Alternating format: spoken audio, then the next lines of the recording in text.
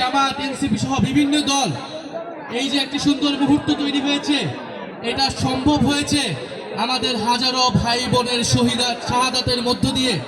তারা রক্ত দিয়েছিল বলেই, আপনারা রাজপথে ছিলেন বলেই, জুলাই গণ অভ্যুত্থান হয়েছিল বলেই এই ইফতার মাহফিল, এই রাজনৈতিক কর্মসূচি সম্ভব হয়েছিল। আজকে যেই নির্বাচিত সরকার এসেছে, সেই সরকারও হাওয়া থেকে আসে নাই, সেই সরকার কোনো নিয়মতান্ত্রিক প্রক্রিয়ার মধ্য দিয়ে আসে নাই।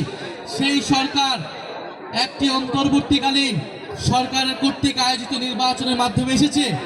এই সরকারের বৈধতা হচ্ছে সেই জুলাই গণ অভ্যুত্থান, অন্তর্বর্তী সরকারের বৈধতা হচ্ছে জুলাই গণ অভ্যুত্থান এবং যে জুলাই সনদ আদেশ রয়েছে সেই আদেশ।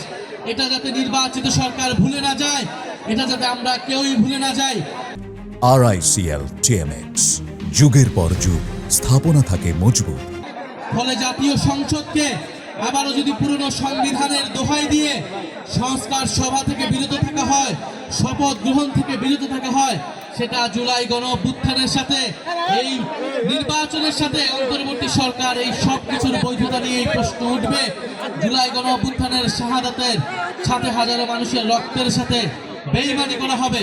ফলে আমরা আজকের ইফতার মাহফিলে যেভাবে ঐক্যবদ্ধ হয়েছি, একইভাবে সংসদেও ঐক্যবদ্ধভাবে আমরা অন্তর্বর্তী সরকারের সকল অধ্যাদেশ বাস্তবায়ন করব। আমরা জুলাই সনদ আদেশ বাস্তবায়ন করে নতুন বাংলাদেশ বিনির্মাণের পথে এগিয়ে যাব। আজকে যারা উপস্থিত হয়েছেন সবাইকে আবারও ধন্যবাদ জানাচ্ছি, কৃতজ্ঞতা জানাচ্ছি। আসসালামু আলাইকুম।